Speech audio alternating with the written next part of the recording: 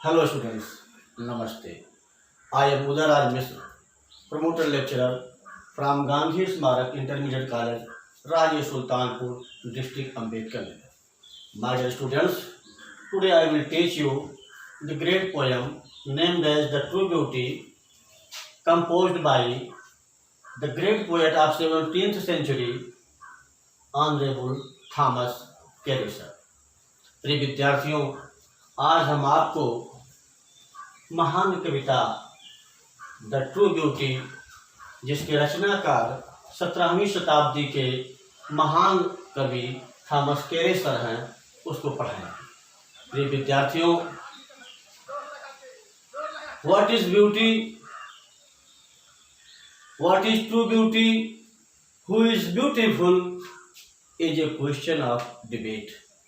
प्रिय विद्यार्थियों, सुंदरता क्या है, कौन सुंदर है, यह एक डिबेट का प्रश्न है, विषय है।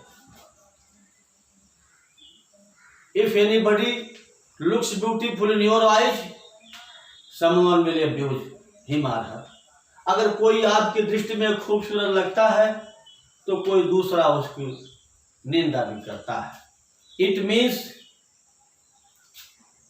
there is no proper rule and regulation for determination of true beauty। वास्तविक सुंदरता को नापने के लिए कोई भी ऐसा अस्थायी निकष नहीं है जिससे हम किसी को नाप करके अस्थायी और सच्चे सौंदर्य के रूप में बता सके। लेकिन थॉमस कैरे सर यहाँ पर डिस्क्राइब करते हैं कि without any criteria, if a person, if a man और if a woman bears these qualities, without having look, face, smartness and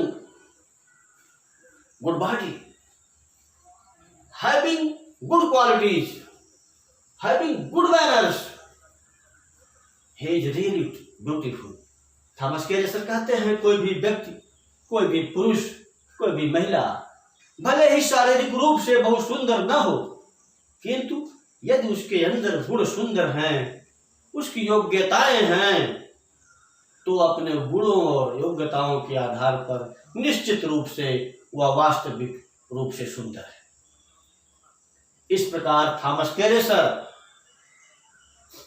has written about discrimination between true and false beauty in this poem। इसलिए Thomas Carey sir इस कविता में true beauty और false beauty के बीच में एक विभेद स्थापित किए। He tells us, वो हमसे कहते हैं that physical charms do not mean, never may be symbols of true beauty। वे कहते हैं कि फिजिकल चार्म्स, शारीरिक सौंदर्य कभी भी वास्तविक सुंदरता के सिंबल नहीं हो सकते, प्रतीक नहीं हो सकते। तो प्रश्न उठता है कि how we can say anybody that he is truly beautiful. हम कैसे कह सकते हैं कि कोई व्यक्ति वास्तविक रूप से खूबसूरत है। तो उसके लिए थॉमस कैरे सर अपनी कविता के द्वितीय स्टैंजा में विस्तार से वर्णन करते हैं। प्रिय विद्यार्थियों, क्या आप मुझे पिछली कक्षा में पढ़ाए गए इस महान कविता के प्रथम स्टैंजा का भावार्थ बताने का प्रयास करेंगे?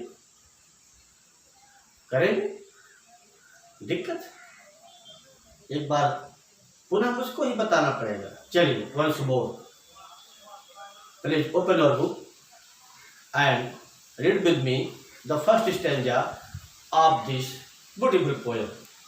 आप अपने पुस्तक को खोलें और इस कविता के प्रथम स्टैंजा को मेरे साथ साथ पढ़ें। He that loves a rosy cheek, he that loves a rosy cheek, or a coral lip admires, or from star-like eyes does see, fuel to maintain his fires, As old times makes this decay, as old times makes this decay, so his flames must waste away, so his flames must waste away. Dear students, it is your duty and responsibility to read properly at your homes. प्रिय विद्यार्थियों, यह आपका दायित्व है कि आप अपने अपने घरों पर नियमित रूप से अध्ययन करते रहें, दोहराते रहें, अभ्यास करते रहें. Let us come and read once more the first stanza of this poem. Thomas Carey describes the first stanza as He that loves a rosy cheek. वह व्यक्ति कोई किसी को इस आधार पर प्यार करता है कि उसके चीक्स में, उसके गाल, रोजी मीन्स गुलाब की तरह लाल लाल है, लाल गुलाब की तरह लाल लाल है, लालिमा लिए हुए हैं. थॉमस केरी सर कह रहे हैं कि अगर कोई व्यक्ति किसी को इस आधार पर प्यार करता है कि उसके गाल गुलाबी हैं, Thomas Carew says that if anybody loves anyone on the basis of his or her rosy cheeks, then his love is not permanent, then his love is not true love.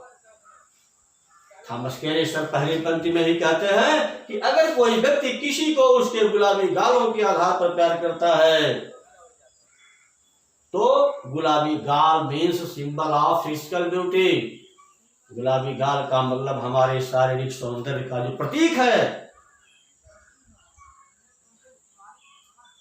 It becomes without glamour with passage of time, जो कि समय के गुजरने के साथ साथ अपने glamour को, अपने शो और नेश को समाप्त करता जाता है, उसी प्रकार उसका प्यार भी नष्ट होता जाता है. तो Thomas Carew sir describes in the first line of this poem, he that loves a rosy cheek, वह व्यक्ति जो किसी के गुलाबी गालों के आधार पर उसको प्यार करता है. और a coral lip admires, praises, desires, या वह किसी के कोरल मीन्स मूगा, समुद्र की तलहटी में पाया जाने वाला एक रत्न है जो लाल रंग का होता है. यहाँ पर कोरल लिप्स, कोरल एडजेक्टिव है, लिप्स का ओठों का, या जो किसी के लाल लाल ओठों की प्रशंसा करता है. थॉमस केरी सर कहते हैं कि वह व्यक्ति जो किसी के गुलाबी गालों को प्यार करता है, अथवा वह व्यक्ति जो किसी के लाल लाल मूंगा जैसे लाल लाल ओठों को अभिलाषित करते हुए उनकी प्रशंसा करता है, और from star like eyes,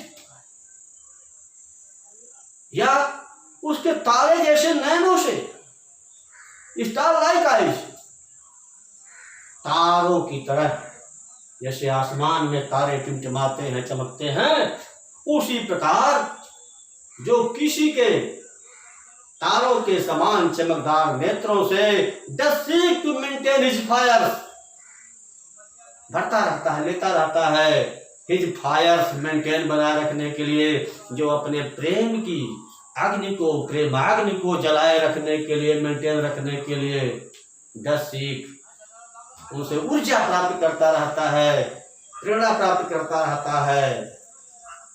As old times makes this decay, लेकिन जैसे ही बुढ़ापा आता है, makes this decay, वो बुढ़ापा इन सभी चीजों को डीके नष्ट कर देता है.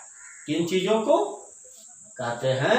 गुलाबी गालों को, कोरल लिप्स को, और स्टार लाइक आइज को. बुढ़ापा आने पर स्वयं बुढ़ापा इनको नष्ट कर देता है. And his flames must waste away, और उसकी फ्लेम्स जो होती हैं, जो प्यार की ज्वालाएं होती हैं, वो मस्ट माने अवश्य में, और वेस्ट में माने समाप्त हो जाएंगी, विनष्ट हो जाएंगी. इसका मतलब क्या हुआ कि in the first stanza of this poem Thomas Carew describes physical charm, physical beauty that is not true beauty. इस कविता के प्रथम पद्यांश में थॉमस केरी महोदय शारीरिक सौंदर्य का वर्णन करते हैं, शारीरिक सुंदरता का वर्णन करते हैं, और कहते हैं कि physical beauty is not true beauty. शारीरिक सुंदरता सच्ची सुंदरता नहीं है. Because physical beauty decays with passage of time, क्योंकि शारीरिक सुंदरता तो समय गुजरने के साथ साथ समाप्त हो जाती है। And the thing which doesn't remain the same with passage of time, how we can say that is permanent or true? और जो चीज समय के साथ साथ अस्थायी न रहे उसे हम कैसे सत्य कह सकते हैं? जो बदलती रहे वो सत्य नहीं हो सकती, और जो सत्य नहीं हो सकती वो सुंदर नहीं हो सकती, वास्तविक नहीं हो सकती। इस प्रकार जो हमारी शारीरिक सुंदरता है, जो कि समय के साथ साथ गुजरती रहती है, बदलती रहती है और बुढ़ापा आने पर नष्ट हो जाती है, तो अगर हमने किसी को उसके लाल लाल गुलाबी गालों के आधार पर, उसके लाल लाल ओठों के आधार पर, उसके तारे जैसे चमकीले नेत्रों के आधार पर अपने प्रेम की ज्वाला को मेंटेन रखते हुए उससे प्यार किया है, तो बुढ़ापा आने पर यह बुढ़ापा जो होता है बेटा, वो लाल लाल गुलाबी गालों को गड्ढों में बदल देता है, गालों पर झुर्रियां पड़ जाती हैं।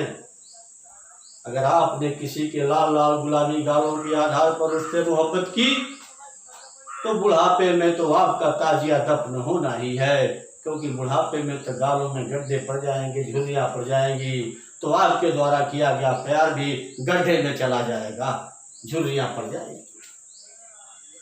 मेक्स दिस डीके इनको, as old times makes this decay. और जैसे ही बुढ़ापा आता है वह इन चीजों को यानी गुलाबी गालों को गड्ढों में बदल देता है, गालों पर झुर्रियां पड़ जाती हैं, गालों का गुलाबी रूप जो होता है बुढ़ापा में समाप्त हो जाता है।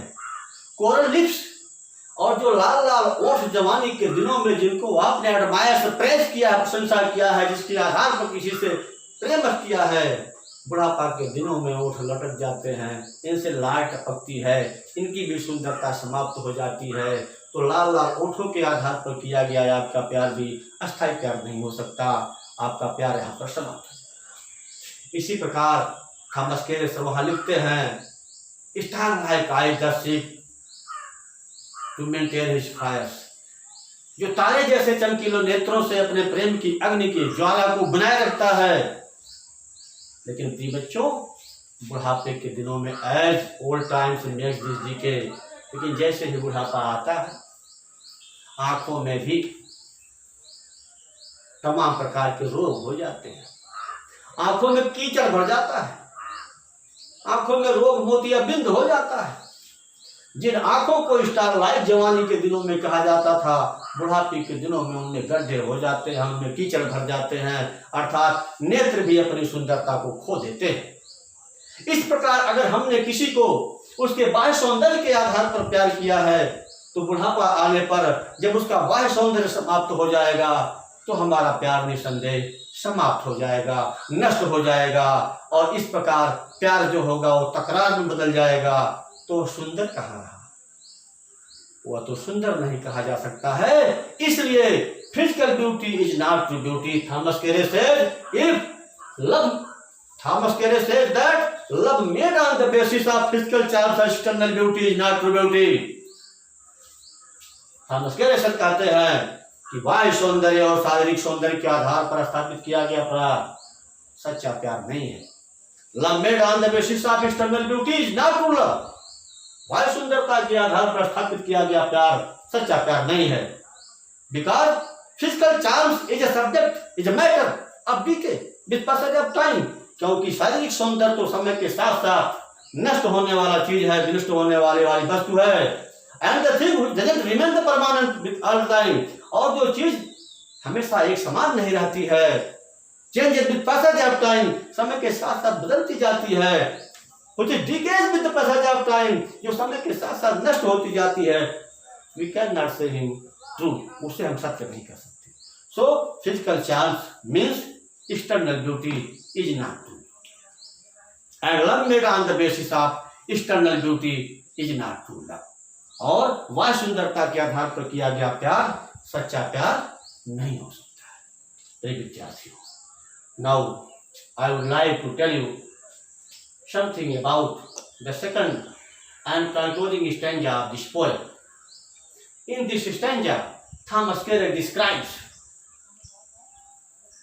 spiritual beauty, means internal and eternal beauty, beauty of virtues, beauty of qualities, we can say this type of beauty means eternal beauty or internal beauty is really true beauty. If a person possesses these qualities, we can say him really true beautiful person. अगर कोई व्यक्ति इन गुणों को धारण करता है तो हम वास्तविक रूप से उसे सच्चा खूबसूरत व्यक्ति कह सकते हैं. It means beauty of virtues is true beauty. गुणों की सुंदरता सच्ची सुंदरता है. Beauty of physical charms is not true beauty. शारीरिक सौंदर्यों का की सुंदरता सच्ची सुंदरता नहीं. So let us come and read the second stanza. But a smooth and steadfast mind, gentle thoughts and calm desires, hearts with equal love combine, kindle never dying fires.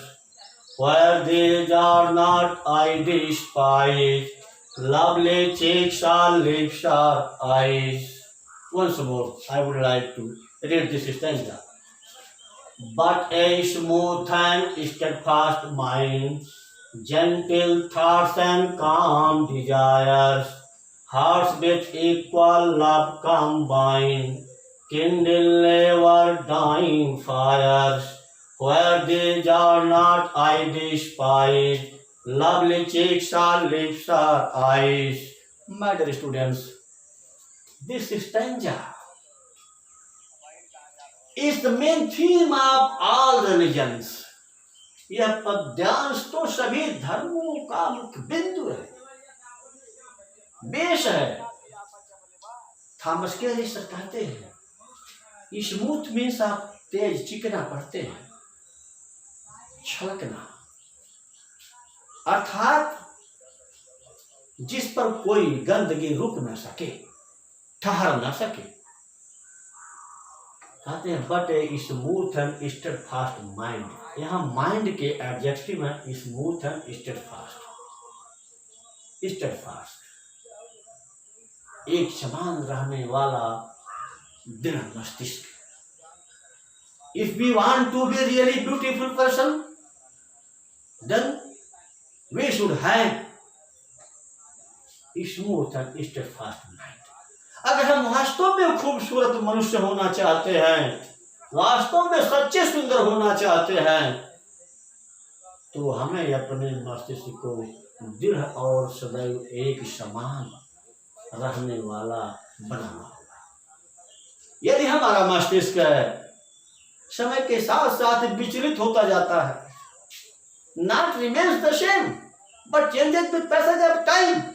अगर हमारा मस्तिष्क समय समय पर बदलता रहता है, not remains the same and permanent, कभी भी अस्थायी नहीं रहता है, एक समान नहीं रहता है, then this is not good quality. तो ये अच्छी बात नहीं है. So if a person who bears smooth and steadfast mind, अगर किसी व्यक्ति का मस्तिष्क दृढ़ और सदैव एक समान रहने वाला है. सदैव एक समान रहने का तात्पर्य क्या है कि उदेति सविता ताम्रः ताम्रः एवास्तमेति च संपत्तौ च विपत्तौ महतामेति उक्ता. उगता हुआ सूरज भी जैसे लाल रंग का होता है. उगता उत्थान प्रोग्रेस. ताम्र एवास्तमेति च, और डूबता हुआ सूरज भी लाल रंग का होता है. डूबना मीन्स विनाश, डीके. तो सूर्य जैसे उत्थान के समय, राइज के समय, प्रोग्रेस के समय, सुबह के समय लाल रंग का होता है, उसी समय डीके के समय भी, डूबने के समय भी वो लाल रंग का होता है. तो संपत्तौ च विपत्तौ महतां में डूबता, क्योंकि जो महताम महान लोग होते हैं, बड़े लोग होते हैं, वो संपत्ति माने सुख में, विपत्तौ माने दुख में, वे सुख दुख में सदैव एक समान रहते हैं. अर्थात उनका मस्तिष्क सुख पा करके ना तो बहुत ज्यादा हर्षाता है और दुख पा करके ना तो बहुत ज्यादा मुरझाता है. वे सूर्य के समान रहते हैं. ऐसे ही लोग वास्तविक सुंदरता के गुणों को धारण करते हैं. यहाँ पर स्मूथ एंड स्टेडफास्ट माइंड का तात्पर्य है, लेकिन हर परिस्थिति में, सुख दुख में, हर प्रकार की स्थिति परिस्थिति में एक समान और दृढ़ निश्चय रहने वाला मन, जेंटल थॉट्स, जिसमें कि जेंटल थॉट्स, स्वच्छ और सुंदर विचार रहते हैं, लेकिन हर परिस्थिति में, हर स्थिति में एक समान और दृढ़ निश्चयी रूप से रहने वाला मस्तिष्क, जिसके विचार स्वच्छ और सुंदर होते हैं, एंड काम डिजायर्स, डिजायर्स अभिलाषा, भावनाएं, इच्छाएं, और जिसकी भावनाएं शांत होती हैं। शांत means all types of creative desires are called kaam desires. सभी प्रकार की सृजनात्मक भावनाएं जो होती हैं, जिनसे सृजन होता है, सर्जन होता है, जिनसे प्रोग्रेस होता है, किसी का हैरेसमेंट नहीं होता है, किसी का नुकसान नहीं होता है, किसी को पीड़ा नहीं होती है, जो ऐसी अभिलाषाएं नहीं होती हैं, उसे हम कहते हैं काम डिजायर्स। लेकिन सदैव एक समान रहने वाला दृढ़ निश्चयी मस्तिष्क, जिसमें कि स्वच्छ और सुंदर विचार रहते हैं तथा जिसकी इच्छाएं, भावनाएं शांत होती हैं, अर्थात जो मनसा वाचा कर्मणा किसी को भी दुखी, परेशान, कष्ट पहुंचाने की बात नहीं सोचता है, अर्थात जिसकी शांत इच्छाएं सर्जन और सृजन को बढ़ावा देती हैं, क्रिएटिविटी को बढ़ावा देती हैं, ऐसे मस्तिष्क वाले hearts, more than one heart, एक से अधिक हृदय, ऐसे मस्तिष्क वाले जिनमें की विचार स्वच्छ और सुंदर होते हैं, जिनकी भावनाएं शांत होती हैं, निर्मल होती हैं, ऐसे हृदय कंबाइंड जब आपस में मिलते हैं, कैसे मिलते हैं? Equal love. जब ऐसे दो हृदय बराबर प्यार के आधार पर एक दूसरे से मिलते हैं, जुड़ते हैं, तो किंडल नेवर डाइंग फायर। तो किंडल माने एक्साइट, उत्तेजित करना, तो वे बढ़ाते हैं। किसको बढ़ाते हैं? Never dying fire.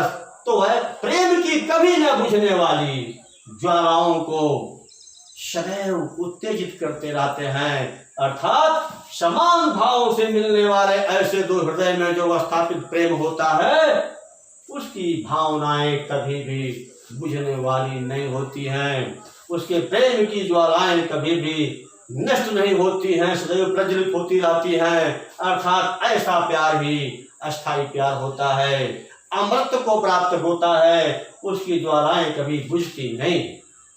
इस प्रकार थॉमस कैरेसर कहते हैं, लेकिन हर परिस्थिति में स्थिर एक समान रहने वाला दृढ़ निश्चयी मस्तिष्क, जिसमें स्वच्छ और सुंदर विचार हो, जिसमें भावनाएं बहुत शांत हो, और ऐसे विचारों वाले, भावनाओं वाले दृढ़ और स्थिर मस्तिष्क को रखते हुए जब दो हृदय आपस में समान प्रेम के भावों से मिलते हैं, तो उनके प्रेम की अग्नि की ज्वालाएं नेवर डाइंग, कभी बुझती नहीं है, अर्थात वे सदैव अमृत को प्राप्त की रहती है।